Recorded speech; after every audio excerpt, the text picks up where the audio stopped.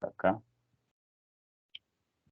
saludito nuevamente desde Medellín, Antioquia, nuestro segundo encuentro sincrónico del curso de epistemología.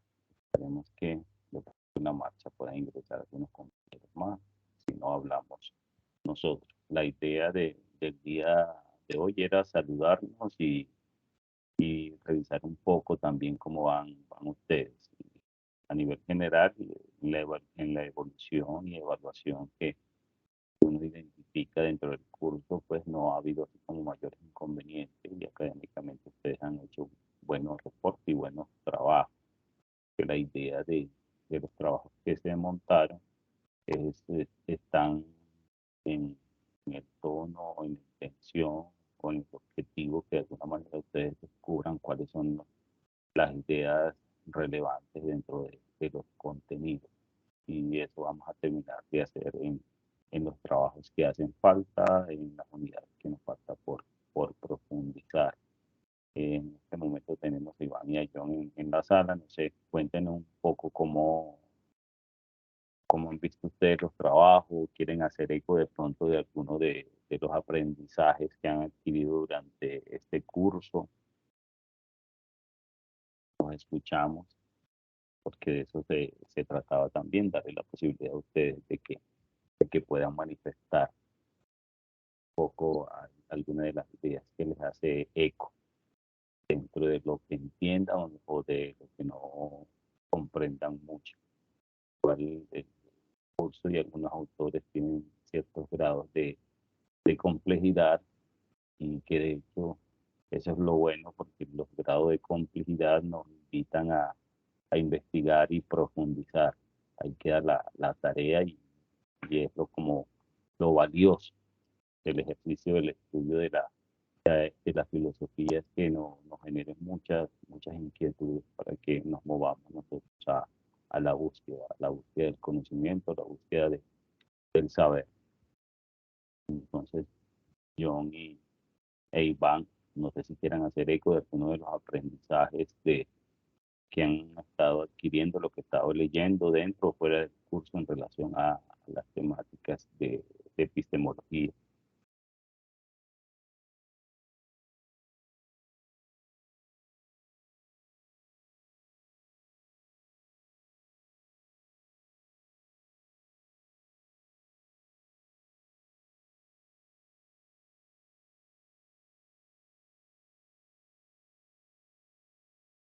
De a uno, por favor, mis queridos estudiantes. Listo. La idea, como que digo, es que nos escuchemos, no sé, los trabajos que han elaborado, cómo le han parecido entonces, le han parecido complejos, consideran que deben reformularse este espacio, también es bueno para eso, ¿cierto? Aquí le damos la voz a ustedes para que se beneficien los próximos estudiantes de otras versiones del curso. Roger, buenas noches.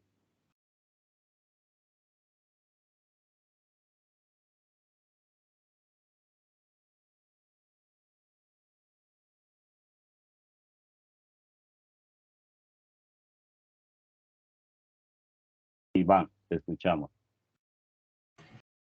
Bueno, pues buenas noches para todos, compañeros. Las preguntas que nos dijo, pues acerca de cómo me parecía a mí los trabajos. Pues los trabajos han sido dificilitos, sí, claro. Tienen su grado de complejidad, pero de eso se trata como los trabajos para uno aprender, indagar, buscar. Y es lo que nos muestra también las unidades y nos enseña las unidades de la plataforma acerca de todo el introductorio de la epistemología, lo que viene siendo los subtítulos que nos muestra acerca del conocimiento entre el escepticismo y el dogmatismo, aunque en esta parte se me fue muy compleja como para entenderlo, ¿verdad? Y pues los trabajos pues han sido muy fructíferos para mí. Considero de que he aprendido gracias a lo que he buscado en fuentes bibliográficas y en todo eso de las unidades y los conversatorios que hemos tenido. Muy bien, gracias Iván. No sé si eh, Iván era el que estaba hablando, ¿cierto? Eh, Sí, John, señor. parece que a John se le cayó la señal y Roger que acaba de entrar por acá. Bueno, igual ahora vuelvo y le doy la palabra para que terminemos de, de hablar nosotros sobre las impresiones y las cosas que le han hecho eco dentro del curso, ¿cierto? Eh, Voy a resaltar algunas cosas valiosas, de hecho voy a dejar una pregunta. Eh, los filósofos continuamente nos toca enfrentar la realidad de la pregunta y la pregunta está en el sentir social de, del para qué la filosofía, ¿cierto?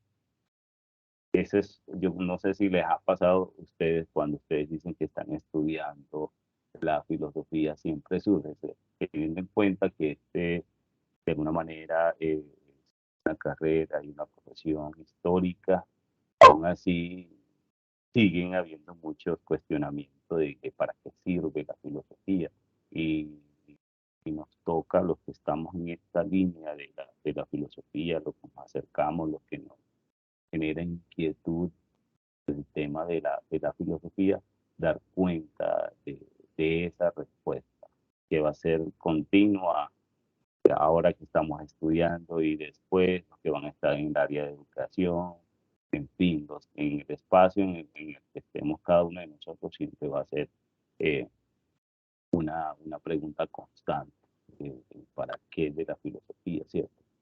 A mí me parece valioso el ejercicio de la epistemología porque todas las disciplinas que tiene la filosofía y en el mismo desarrollo del conocimiento, la, esta disciplina es como una de las que está un poco más conciliada y un poco más cercana a la actualidad de las otras ciencias, ¿cierto? Teniendo en cuenta que los contenidos nos recuerdan, pues, de que a partir de la Edad Moderna es cuando comienza a desarrollarse el concepto en sí mismo y a verse desde otras perspectivas, interpretarse, analizarse, pero justamente en esa evolución como que se distanciaba de, del sentir propio de lo que es la filosofía y se iba un poco más del lado de la ciencia, a veces se desdibujaba, pero siempre fue un acto presente. Entonces, ¿dónde estaba ese acto y esa relevancia de la filosofía, ¿cierto? ¿Dónde la podemos nosotros identificar ahora que estamos estudiando un poco lo que es la epistemología, ¿cierto? Eh, Sabemos que, de hecho, en la misma actualidad, bueno, de toda la época contemporánea, ha habido un empoderamiento de la ciencia. La ciencia se ha visibilizado mucho, la ciencia, la técnica en esa misma practicidad. Y de hecho, el mismo Bacon lo resaltaba, tratando de identificar, bueno, el conocimiento donde cobra sentido, desde esa parte teórica que de alguna manera tiene su fundamento filosófico o desde un saber que va a tener una significación práctica, se va a identificar su utilidad y va a propiciar los cambios que necesita el ser humano, un saber de alguna manera en contexto, para que no quede abstracto, porque sabemos que en la evolución de la filosofía y del mismo pensamiento y del mismo hombre, se descubre se devela pues esa parte teórica de la filosofía y que en esa conexión, ese avanzar de la producción del conocimiento, es donde se perfila la ciencia porque hay diversidad de objetos, ya se hace invisible la diversidad de objetos de estudio y la forma de interactuar de cada uno de esos objetos de estudio con las sociedades, con las situaciones que hacen que vaya pululando las ciencias y las técnicas, ¿cierto? Entonces ahí, de todas maneras, la filosofía y en la evolución que encontramos también de los mismos métodos de la filosofía, del método de la mayéutica de Sócrates, de la dialéctica de Platón, de la inducción-deducción de Aristóteles, de la duda metódica de Descartes, de, del planteamiento hermenéutico de Hans-Georg Gadamer, y vamos a encontrar una secuencia bastante fuerte, pero cada vez un poco más aterrizada. Y encontramos a Wittgenstein con el método analítico del lenguaje. Aquí viene algo bien interesante, porque analítico del lenguaje, un poco más contemporáneo en la época y que de alguna manera en la actualidad le ha dado visibilidad a lo que es la filosofía del lenguaje que la ciencia necesita para dar cuenta de los datos.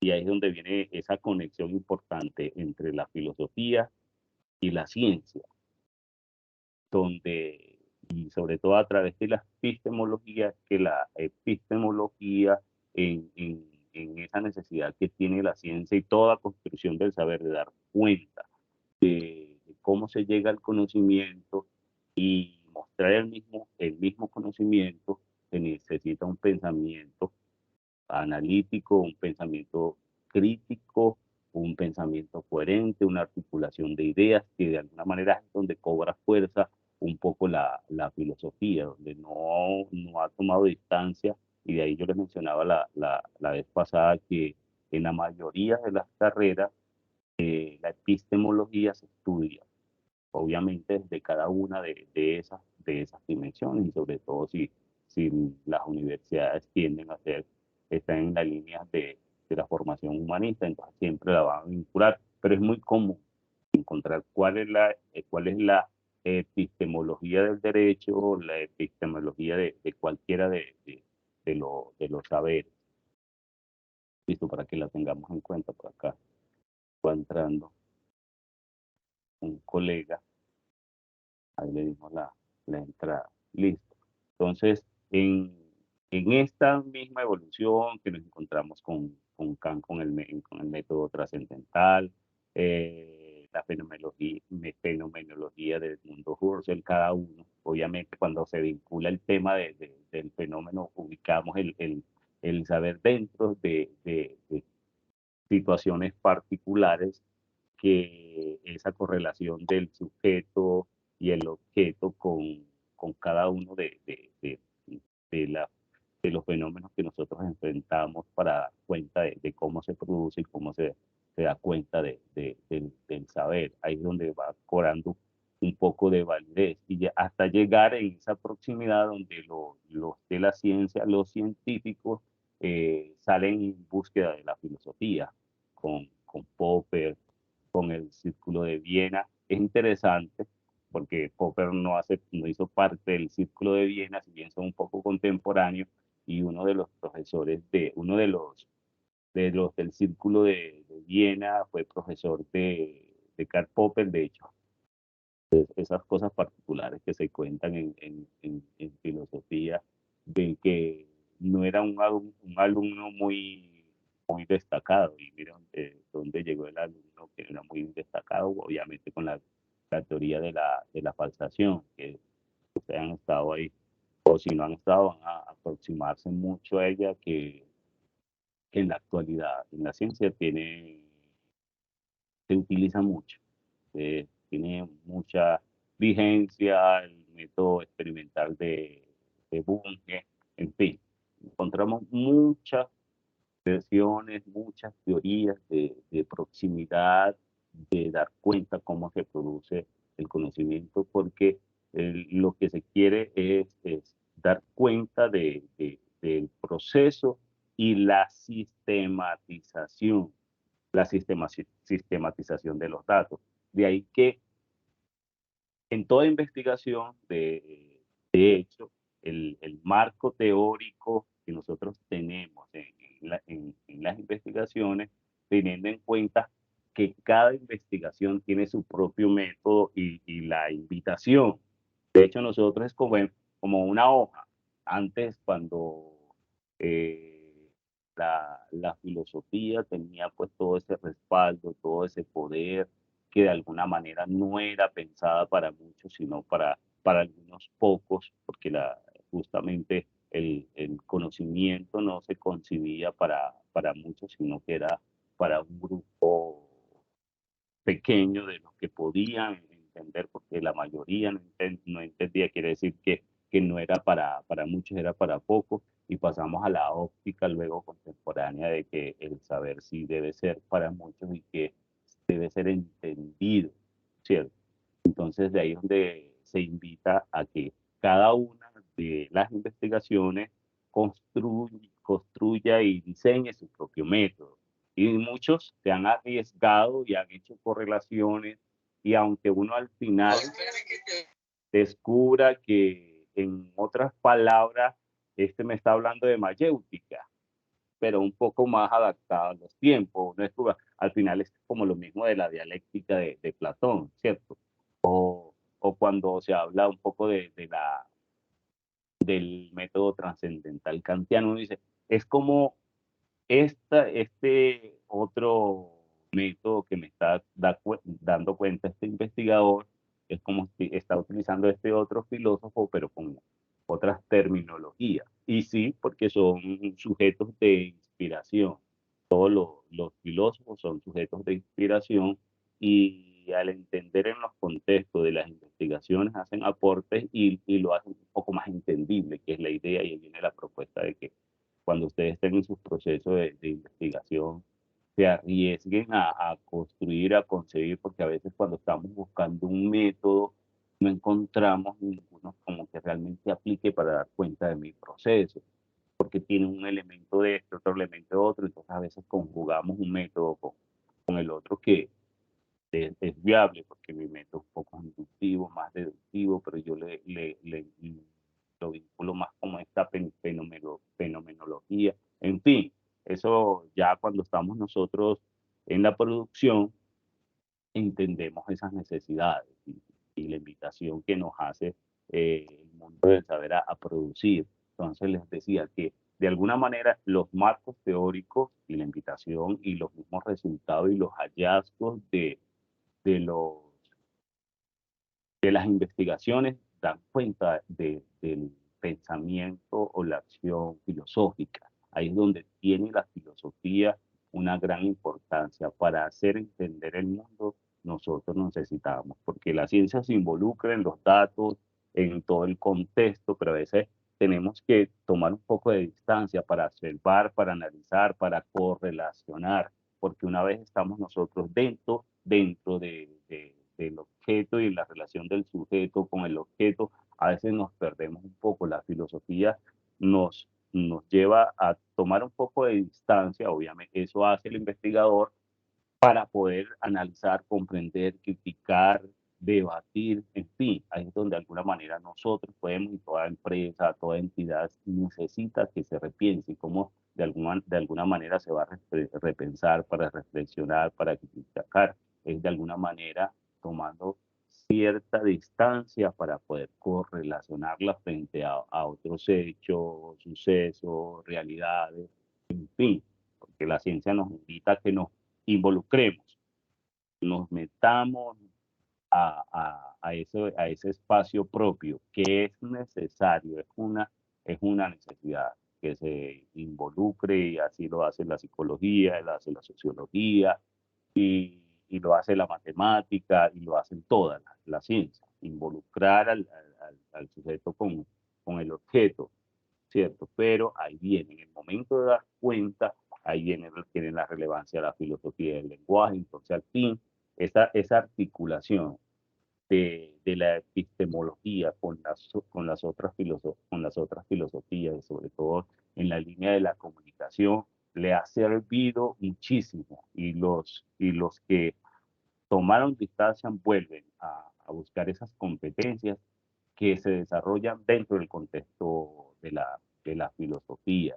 De ahí, de alguna manera, quería hacerle eco a ustedes de esto, que son muchos autores. Leyendo ustedes la cuarta unidad, van a descubrir van ustedes a identificar que a medida que evoluciona los tiempos son más autores los que se van a ir correlacionando. Antes los clásicos eran pocos, ahora encontramos mucha diversidad y la invitación es que de alguna manera el que les llame a ustedes un poco más la atención, se atrevan, se arriesguen, tengan la iniciativa de buscar un poco más de eso que les despertó curiosidad.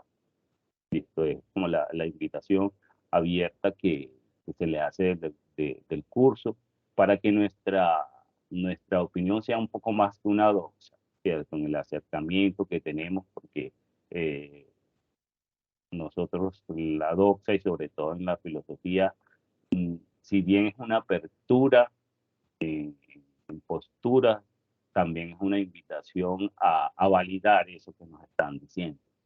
No sé si a usted le ha pasado que está en alguna clase, está en algún lugar, están en misa, en la homilía o están escuchando, escuchando pues ahora que estamos en época de elecciones, están los políticos diciendo algo y ustedes en todas las opiniones, porque están expresando opiniones, ¿cierto? Dicen algunas cosas que como que, ve, esto de dónde lo sacó y lo lleva a uno a investigar a ver qué es eso que está diciendo, ya sea el político, sea el sacerdote, sea el maestro, el que haya dicho algo que lo invita a uno y dice, me quedé con esta inquietud. Esa opinión para mí no fue suficiente y yo necesito validar. Y ahí tengo que buscar información sistematizada que dé cuenta de eso que están diciendo. A veces que se dicen en el ánimo de quedar bien, decimos muchas informaciones para reforzar las opiniones, ¿cierto? Y muchas de esas la gente lo va a validar como cierta, pero lo que nos despierta alguna inquietud es bueno, hacer esa verificación de los datos, de la información, para opinar con conocimiento de causa. De alguna manera el filósofo, la intención es que cuando hable argumentos para que tenga credibilidad en ese discurso, esa argumentación en la comunidad de interlocutores válidos que el mismo Apple y Habermas nos exponen como invitación también a que nos formemos para tener esas competencias de ser interlocutores válidos. Listo.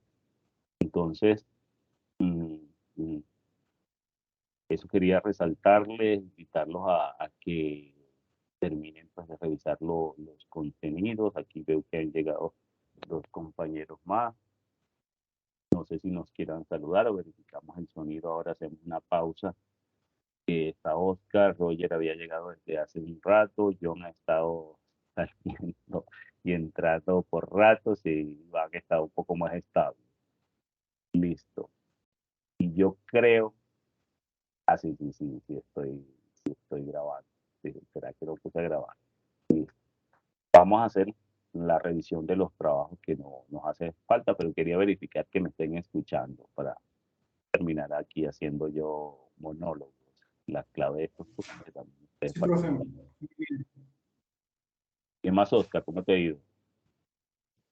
Bien, profe, muchas gracias. Muy bien, muchas gracias.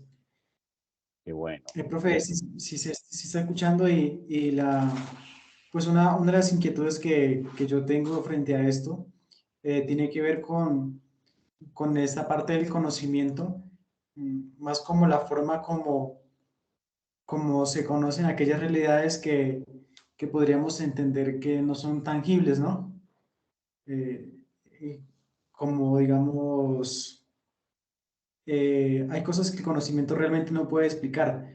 Y una de esas que, pues, por ejemplo, que siempre me ha pensado bastante y me ha hecho pensar demasiado es el tema de los espíritus y todas esas cosas que realmente, pues, en el mundo sensible no se explican, ¿no? No se explican y pues que realmente no hay como una filosofía o como algo que nos diga que realmente eso existe. Bueno, hay muchas teorías y de hecho cuando la ciencia no da cuenta está la metafísica, aunque la metafísica estaba ya desde antes, y una de las cosas que pasó justamente en epistemología, desde el positivismo, desde la época moderna, justamente fue el distanciamiento de lo que fuera metafísica, lo que fuera trascendente, de lo que no se pudiera dar cuenta de las cosas.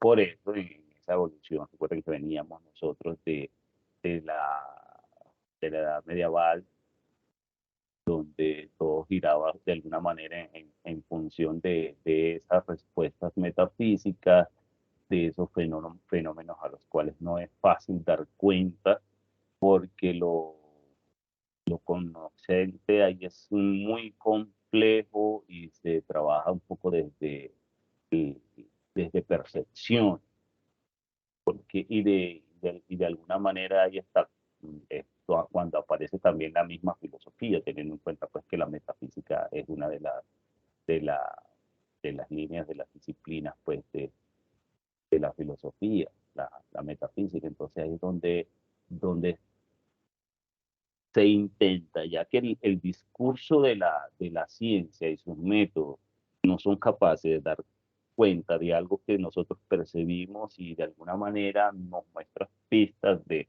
conocimiento, ahí aparece la filosofía, aparece la metafísica a dar cuenta de eso, obviamente de manera abstracta, porque no va a ser verificable desde la ciencia y va a ser validada desde posiciones un poco más de creencia, de fe, que son diversas en el mundo y que son vigentes, porque conviven al lado de la ciencia y han estado antes de la misma evolución, ¿cierto? Esas experiencias espirituales que es difícil dar cuenta de ellas y validarse en lo que tú mencionas, y siguen despertando inquietudes, siguen despertando intereses de descubrir y sentir que somos mucho más de lo que solamente tocamos y palpamos, que somos, llegamos al nivel de la trascendencia del espíritu, y en esa conexión encontramos muchas diversidades de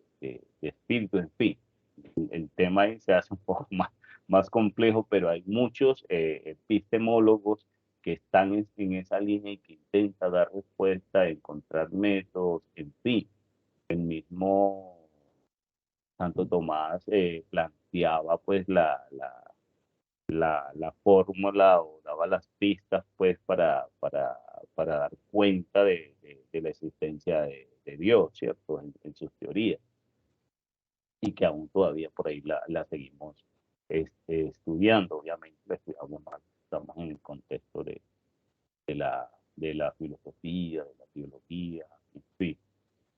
Pero sí, cuando la ciencia no da cuenta está la filosofía y está la metafísica. Si la ciencia radicalmente no es capaz de, a través de su método, de negarlo, quiere decir que todavía es un objeto de estudio de profundidad, hasta que la ciencia, a través de su método, radicalmente no puedan negar sí o sí el asunto.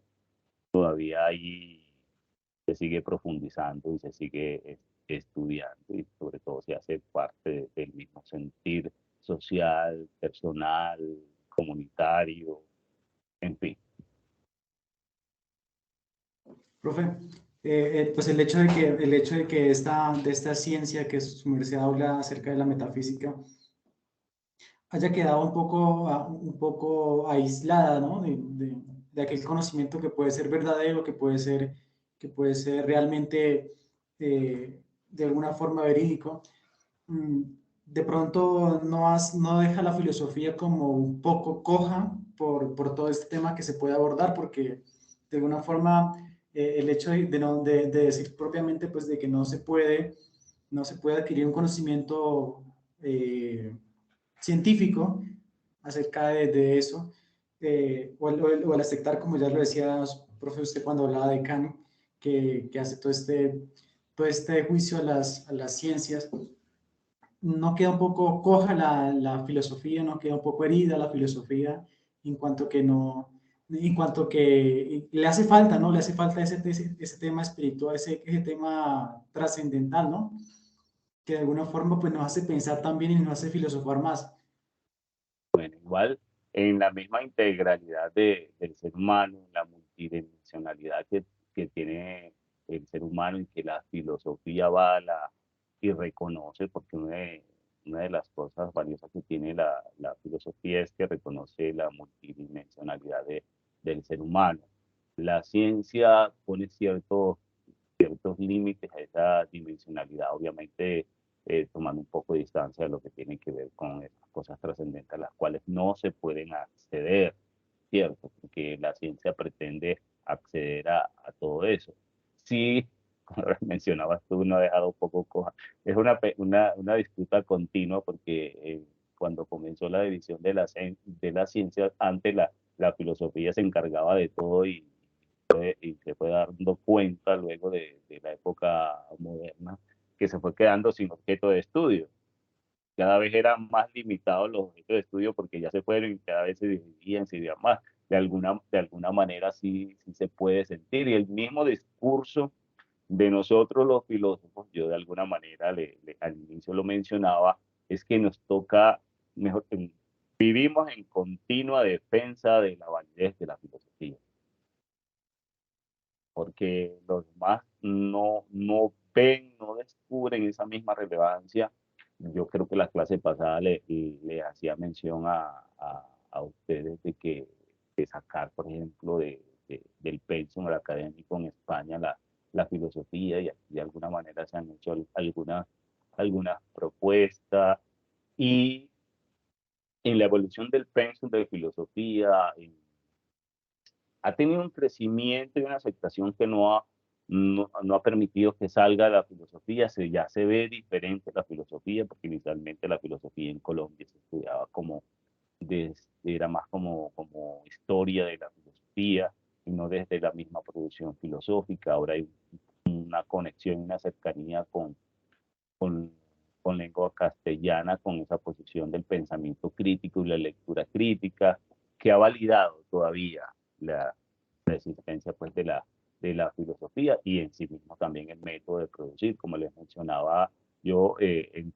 la evolución que ha tenido la filosofía, la epistemología entre las disciplinas de la filosofía que siguen teniendo todavía así bastante peso, que viene siendo la epistemología, porque los científicos necesitan de alguna manera eh, dar cuenta de métodos y tener argumentos y coherencias de la mano ahí de la filosofía discursiva, la filosofía del lenguaje, la filosofía comunicativa. Creo que ustedes aquí en el programa que antes los programas de filosofía no la tenían, creo que ustedes ven filosofía del lenguaje, filosofía comunicativa.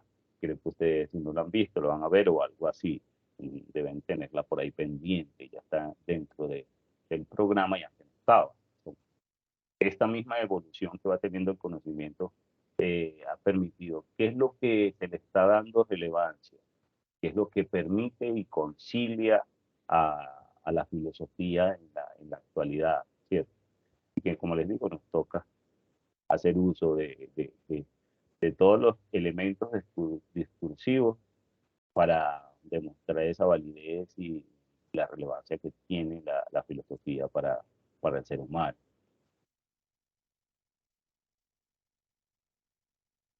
Bien, profe, muchas gracias.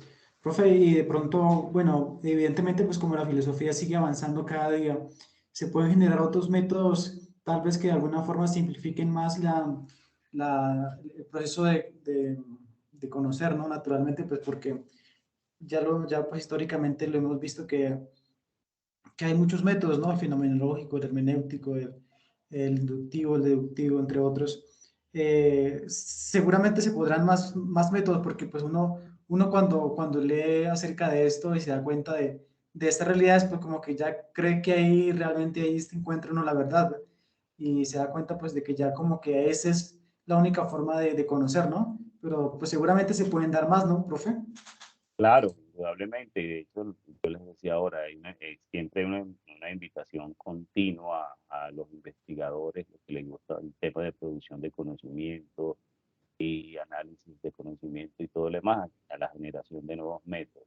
Y uno a veces cree que todo está dicho, todo está descubierto, como una tendencia un poco contemporánea, que para qué nos matamos y ya todo está listo, para qué nos complicamos la vida. Busque en Google y verá que ahí está todo. Pero siempre, en la medida que nosotros nos comprometemos y nos metemos en el mundo de la investigación, porque la epistemología está inserta en ese mundo de la investigación, de cómo se produce el conocimiento y cómo se puede sistematizar y cómo se puede dar cuenta del conocimiento, ¿cierto? Entonces siempre está abierta esa investigación y a descubrir. Y han salido cosas muy interesantes, de ideas que a lo mejor ya estaban, pero no se habían nombrado y permiten un mejor entendimiento. Vamos a ver qué pasa en las próximas décadas o próximos siglos de la humanidad, porque en la diversidad de métodos que todavía pueden surgir, vamos a encontrar algunas ciencias que se van a beneficiar, porque hay unos métodos que son más particulares, más próximos, más cercanos a algunas ciencias o formas de conocer del ser humano. Está abierta, estamos abiertos y debemos estar abiertos, no quedarnos con esa concepción de todo está escrito, de todo está dicho. Siempre hay cosas por descubrir y por hacer. Listo. Vamos a hacer una revisioncita de los trabajos que nos hacen falta. Por acá yo por acá con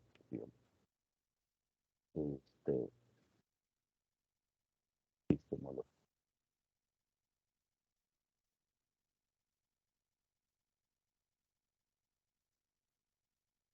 Actividades.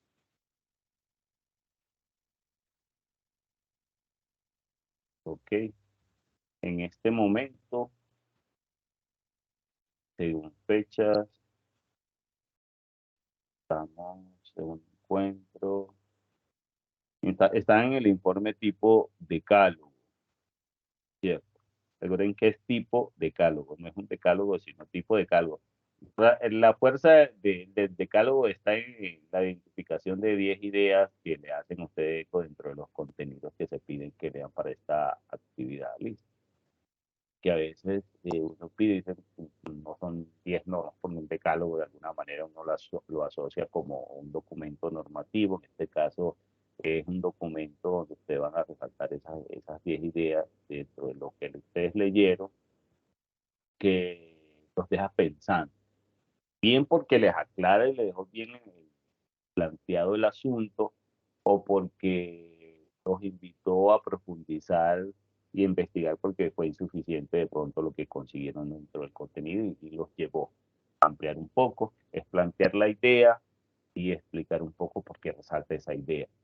No se tienen que extender porque con cada idea se escribe un libro, sino simplemente es como plantear la idea y en medio la idea es que se trabaje la idea y la explicación en media página, ¿cierto? No, porque si trabajan una idea por página quedaría un documento bastante extenso y la idea simplemente es identificar lo que le quedó a ustedes haciendo eco en este trabajo, ¿cierto? Para que lo tengamos ahí pendiente. Tenemos la actividad 7, que es nuevamente retomar el otro conversatorio. ¿Cómo les fue a ustedes en el ejercicio del conversatorio? ¿Si se reunían a trabajar los que estaban en grupos? Los escucho un poquito. ¿Qué tal fue ese ejercicio de invitarlos a ustedes a conversar sobre los contenidos planteados en el curso?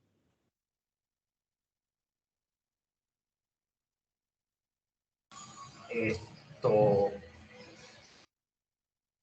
bueno, profe, con respecto a nosotros, pues siempre nos queda siempre como que un poquito complicado relacionarnos con los demás por el tema de las cuestiones que tenemos que realizar, por ejemplo, como la pastoral, ¿verdad? Que a veces también no se agrupa como a las conexiones de los demás, puesto que a veces uno se extiende en lo que es el tema de la pastoral. Entonces, por lo general, a eso le vamos a comentar que prácticamente nosotros los que estamos aquí, íbamos a realizar los 3 puestos que, como lo dije, pues no se relaciona bien con el tiempo de los demás.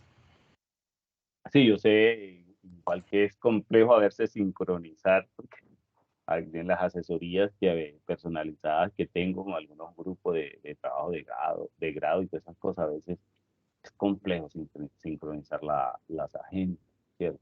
Pero es valioso tener esta oportunidad para no sentirnos solos. A veces se siente uno como muy solo acá, aquí no hay gente, nadie habla, nadie dice, trabajo solo. A veces, bueno, ¿cierto? A veces porque en la agilidad a uno le conviene, pero hay otros momentos que uno como que requiere también saber que habrán entendido los compañeros sobre esto. ¿Y será que están en sintonía conmigo, con la forma como estoy entendiendo yo esta temática y este autor? Quiero compartirle algo. Entonces, de alguna manera, por eso es que les coloco yo esta actividad de conversatorio. Aunque toda actividad en grupo lleva implícita ese ejercicio de conversar. Aunque yo sé que uno a veces cuando está en grupo, uno dice más bien, manda mensajes, yo trabajo este pedacito, y otro trabaja este pedacito, y fulanito lo junta y sale para pintura. A veces suele pasar, pero bueno, realmente. Pero la invitación es que se junte en esa misma complejidad que uno comprende y así me comenta y uno va entendiendo la dinámica, ¿cierto? Y el último punto que tenemos es la evaluación, pues, la evaluación del curso. Voy a plantearle unas 5 preguntas de opinión frente a algunas temáticas del curso en relación a lo que ustedes también conversaron, para que sea como más práctico y ágil ahí el tema. Y de evaluación docente, que cuando me compartan el enlace de coordinación, yo les lo subo y se lo comparto a ustedes para que ustedes evalúen. Listo.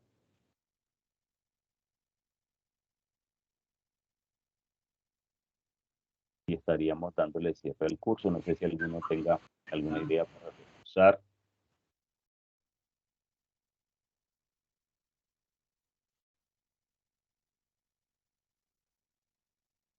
Si no, vamos ya cerrando el encuentro.